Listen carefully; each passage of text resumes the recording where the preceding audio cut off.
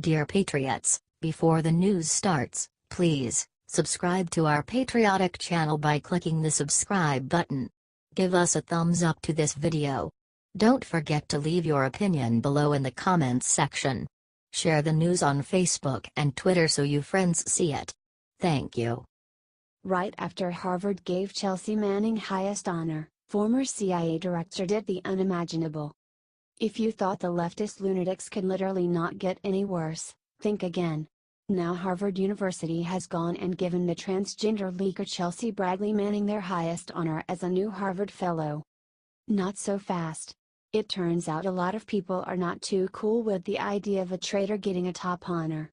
One of them is former CIA Director Mike Morrell, and he just hit them right where it hurts.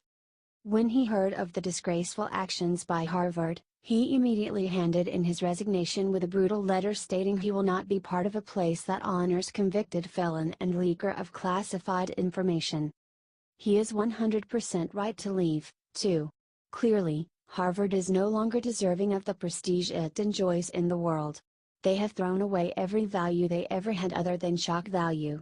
Shame on them. If that's how they wanna act, fine. They have shown their true colors as nothing but another bastion of leftist groupthink. We need to expose what they did by getting this out everywhere. Regardless of whether you call him Bradley or Chelsea Manning, one thing everyone should call him is a traitor.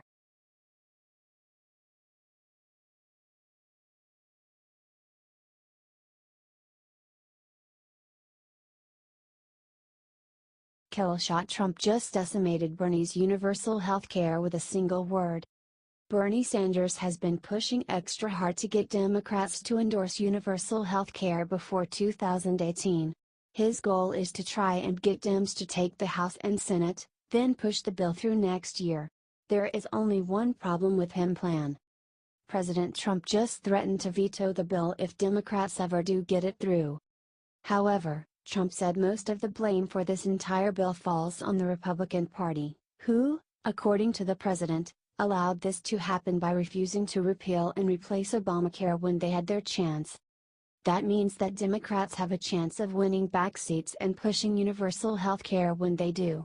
This is a very serious situation for the Republican Party. It's not gonna be enough now to simply keep the Congress Republican, we gotta replace all the bad Republicans with new ones too. At least the president is willing to stand up for what he believes in. Will you do the same and help spread his message around to every Republican you know?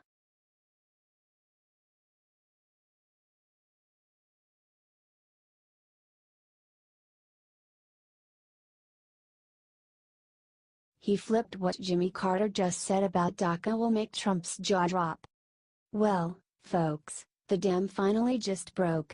A former Democrat president, Jimmy Carter nonetheless, just flipped on his own party to give Trump something nobody else would.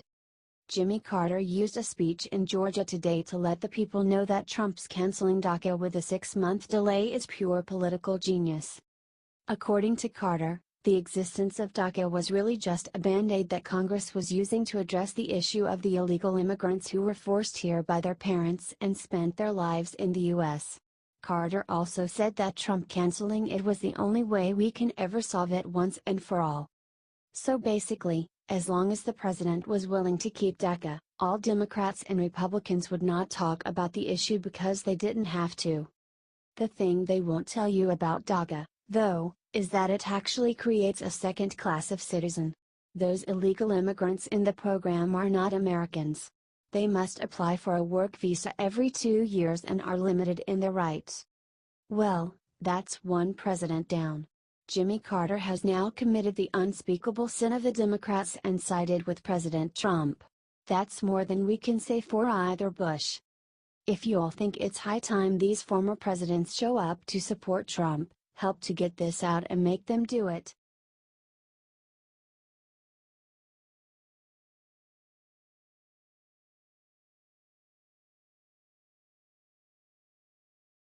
After Jennifer Lawrence blamed Trump for hurricanes, she got the worst news of her life. Jennifer Lawrence may be one of Hollywood's brightest stars, but her allure isn't immune to controversy. Last week, while on a promotion tour for her upcoming movie, Mother, Lawrence blamed Hurricanes Harvey and Irma on Donald Trump. "You know, you're watching these hurricanes now, and it's really hard, especially while promoting this movie, not to feel Mother Nature's rage and wrath," Lawrence said when asked about Trump's election victory. "Well, now she's about to feel the wrath of the movie-watching public." According to Breitbart, Mother is on track to become the lowest-earning wide release of Lawrence's career. Its opening box office is projected to be as low as $12 million. For comparison, nearly all of Lawrence's other widely released movies made north of $50 million. The Hunger Games: Catching Fire made north of $150 million. "I guess you can't insult the president that half the country voted for and expect them to watch your movie. Share so that everyone sees that there are consequences for baseless attacks against our president. Because Hollywood needs to stop attacking Trump."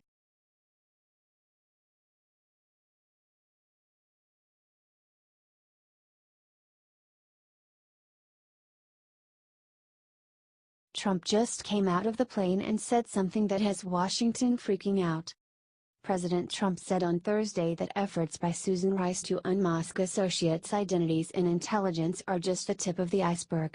She slammed former Obama National Security Advisor just days after she spoke to House investigators. "She is not supposed to be unmasking, and what she did was wrong, and that's just the tip of the iceberg," Trump told Fox News on Air Force One. He then added, "I heard she admitted to unmasking yesterday." A senior Capitol Hill source told Fox News that Susan Rice has given a dozen reasons for her actions during the meeting with House Intelligence Committee. According to CNN, Rice wanted to learn why the Crown Prince of the UAE was in New York last year meeting Michael Flynn, Jared Kushner and Steve Bannon in December. "I leaked nothing to nobody," Rice told MSNBC. She originally told Judy Woodruff in March that she knew nothing about the unmasking of Trump associates. "This needs to get out ASAP. The media is covering it up and we need to get these criminals in the prison that they belong in. Share this everywhere, patriots." Thanks for reading.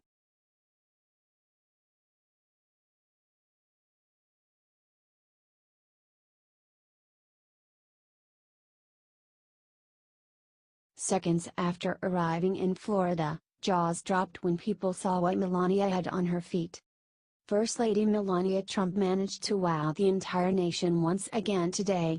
Not with her supermodel looks or her unbelievable displays of kindness. Nope. Everyone was wowed by what was on her feet. I'm sure by now all y'all remember that little incident in Texas where the media lashed out at Melania for working in high heels. Well, she was not gonna let that happen twice. The media even tried to make fun of her shoes when she got on the plane this morning. As you can see, she was wearing some stylish black designer shoes. Of course, that did not last very long. However, by the time the Trumps landed in Florida for their visit, Melania made a very big change. She switched her designer shoes for Converse sneakers to shut the media up for good. The MSM are hating this picture right here because it proves how petty and hateful they really are. Ouch. Way to go, First Lady Melania. You clearly know how to look great in anything you wear. Plus, this was not about clothes, this was about Florida. Now it's up to you to help get this shared everywhere to let the First Lady know that real Americans have her back.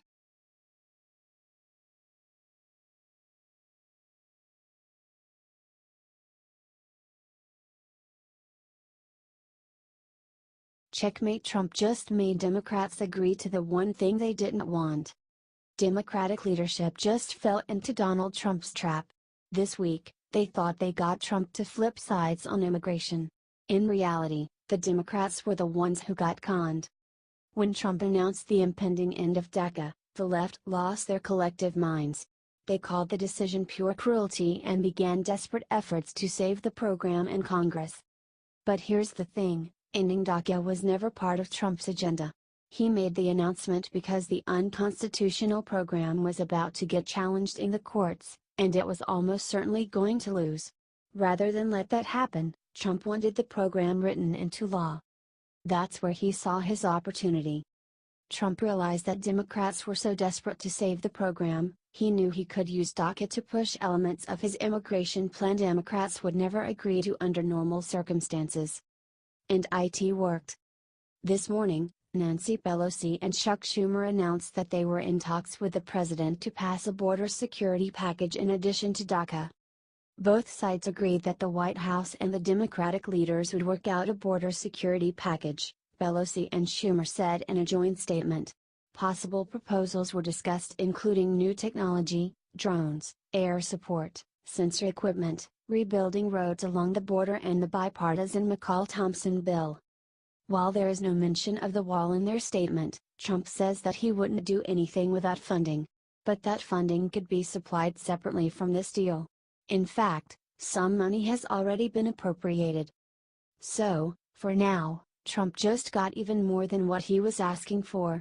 While he wanted Congress to work on a DACA replacement, he used them to secure our border in ways they would never agree to normally.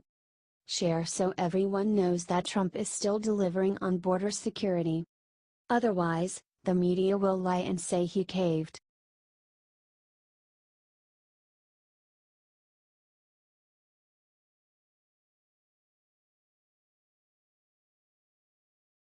Top chef Anthony Bourdain just threatened to kill President Trump in the most sickening way. When it rains, everyone screams global warming, but when an American celebrity chef threatens to murder the President of the United States, nobody makes a sound. Today Anthony Bourdain told a TMZ reporter that he would poison Trump if he got the chance to cook for him. When the reporter asked what he would cook for President Trump if, given the opportunity, he said hemlock. Hemlock is a well-known poison people have used to kill rulers ever since the time of Socrates in ancient Greece. To add more twisted irony to the situation, Bourdain actually had prepared and eaten a special meal with Obama when he was still in office. This right here is a perfect example of the double standards the leftist media loves to set for us.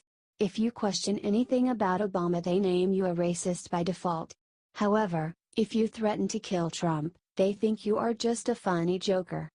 The reality is he will get away with his comments and maybe even get a raise over at CNN since they all hate the president so much. That is, unless we shut him down by sharing this everywhere and boycotting everything he touches until he learns consequences for his action. Bourdain has insulted Trump before. Hell, there is nothing wrong with insulting a president, it's the right of Americans. But talking about killing one? That's too far.